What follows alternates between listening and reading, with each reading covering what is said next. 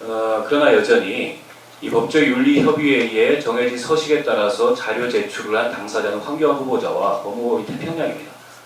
그렇다면은 원활한 인사청문회의 진행을 위해서 기왕의 119건이라는 그런 그 고위공직을 지낸 변호사의 사건 기록을 제출했다면 원활한 인사청문회의 진행을 위해서 지금 제출되지 않은 19건을 황교안 후보자가 제출할 수 있는 겁니다.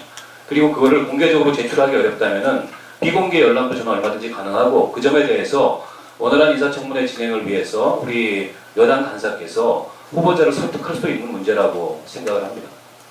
그와는 변론으로 저는 조금 다른 논점을 제기하고 싶은데, 지금 그 공개되지 않은 19건을 제기한 나머지 100건은 그럼 이제 그 송무 사건이고, 그리고 황교안 후보자는 지난 인사청문회 때 그 100건 전체에 대해서 선임계를 냈다고 국회에서 진술한 바가 있습니다.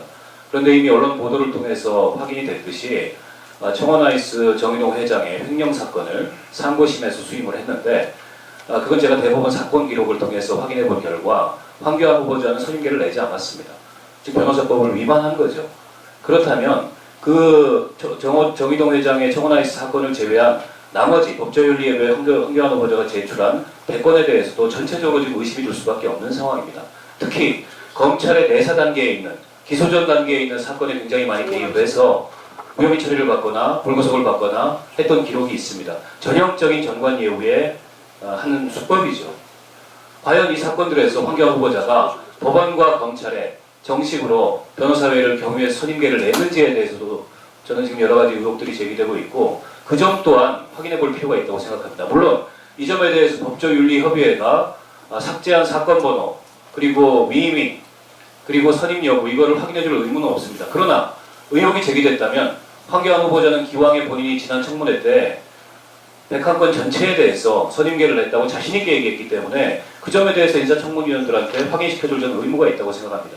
그런데 황교안 후보자는 청문회에 나와서 답변하겠다, 불법은 없었다 라는 두루뭉술한 답변으로 일관을 하고 있고, 제가 하도 답답해서 대법원과 그리고 대검찰청에 황교안 후보자가 변호사로 재직하는 기간 동안에 변호사회를 경유해서 법원이나 검찰에 선임계를 낸 사건이 몇 건이냐, 건수만 가르쳐달라, 이렇게 자료 제출을 요구했는데 대검찰청이나 대법원에서 제출하지 않고 있습니다.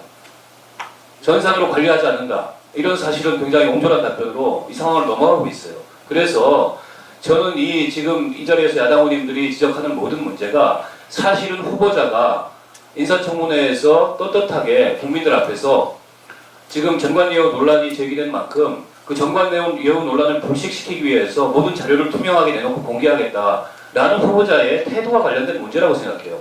저는 그 19건도 권선동 의원님 지적하신 게 맞아요. 법조윤리협의회는 그걸 공개할 의무가 없습니다.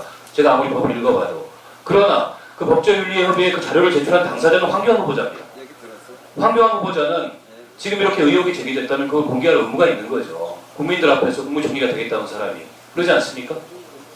저는 그 점에 대해서 충분히 좀 숙고해 주시고 원활한 청문회가 진행될 수 있도록 했으면 좋겠습니다.